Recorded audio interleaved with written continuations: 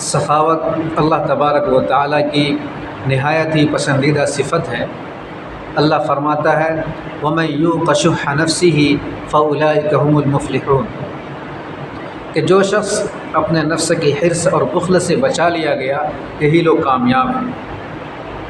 اور اللہ کے رسول صلی اللہ علیہ وسلم ارشاد فرماتے ہیں کہ دو عادتیں اللہ تعالیٰ کو بڑے محبوب ہیں اور دو عادتیں اللہ تعالیٰ کو بڑے مقبوض ہیں۔ جو دو عادتیں اللہ تعالیٰ کو محبوب ہے وہ صفت سخاوت اور خوش اخلاقی ہے، اور جو دو عادتیں اللہ تعالیٰ کو نہایت مقبوض ہے وہ بد اخلاقی اور کنجوسی ہے۔ جب اللہ تعالیٰ کسی بندے کے ساتھ بھلائی کا ارادہ فرماتے ہیں تو اس کو لوگوں کے ضروریات پوری کرنے میں لگا دیتے ہیں۔ حسن بصری فرماتے ہیں کہ اللہ کے رسول صلی اللہ علیہ وسلم نے ارشاد فرمایا کہ اس امت کے ابدال یعنی نیک لوگ نماز اور روزوں کی زیادتی کی وجہ سے نہیں بلکہ دلوں کی صفائی اور صفت سخاوت کی وجہ سے جنت میں جائیں گے۔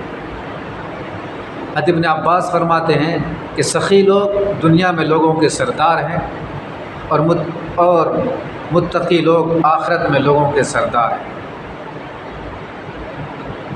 حضرت حسن بصری فرماتے ہیں کہ جب میں نے صفت سخاوت پر غور کیا تو اس کی اصل یہ معلوم ہوئی کہ اللہ تبارک و تعالیٰ کے ساتھ یہ خوشگمانی رکھی جائے کہ اللہ تعالیٰ اپنے وعدے کے خلاف نہیں کرے گا۔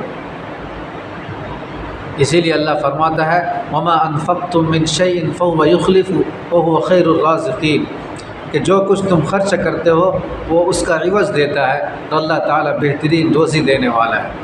اس کے برخلاف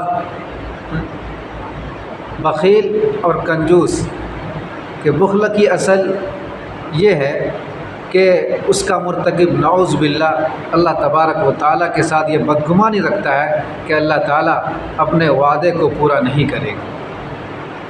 تو ناظرین، اللہ تبارک و تعالیٰ نے آقائے نامدار صلی اللہ علیہ وسلم کو جہاں دیگر کمالات اور اوصاف حمیدہ سے سرفراز فرمایا تھا وہیں آپ صفت سخاوت میں بھی اعلیٰ مقام پر فائز تھے۔ حضرات صحابہ کرام فرماتے ہیں کہ اللہ کے رسول صلی اللہ علیہ وسلم سب سے زیادہ جود و سخا والے تھے۔ رمضان المبارک میں تو تیز رفتار ہوا کی طرح آپ سے صفت سخاوت کا ظہور ہوتا تھا۔ حضرت جابر فرماتے ہیں کہ اللہ کے رسول صلی اللہ علیہ وسلم نے کبھی کسی سائل کو منع نہیں فرمایا۔ آپ کے صفت سخاوت کا کچھ اندازہ اس حدیث شریف سے لگایا جا سکتا ہے۔ حضرت سہل بن سعد رضی اللہ تعالیٰ عنہ فرماتے ہیں کہ ایک مرتبہ ایک خاتون اللہ کے رسول صلی اللہ علیہ وسلم کے پاس حاضر ہوئی اور عرض کیا کہ اے اللہ کے رسول صلی اللہ علیہ وسلم یہ چادر میں نے اپنے ہاتھ سے بنی ہے اور میں آپ کے پاس آئی ہوں تاکہ آپ اسے زیب دن فرما لیں۔ چنانچہ اللہ کے رسول صلی اللہ علیہ وسلم نے بڑے شوق سے وہ چادر قبول فرمائی اور آپ نے ازار کی جگہ پر پہن کر مجمع میں تشریف لائے۔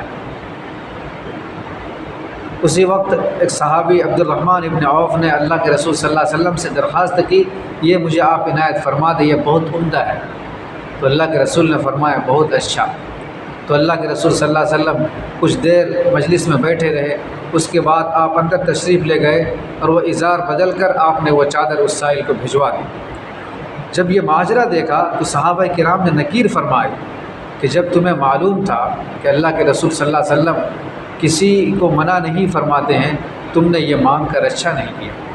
تو صحابی نے فرمایا کہ میں نے اپنے کفن کے استعمال کے لیے اللہ کے رسول صلی اللہ علیہ وسلم سے یہ درخواست کی تھی۔ حضرت سہل فرماتے ہیں کہ واقعی ایسا ہی ہوا کہ جب ان صحابی کا انتقال ہوا تو ان کو اسی چادر میں کفن دیا گیا۔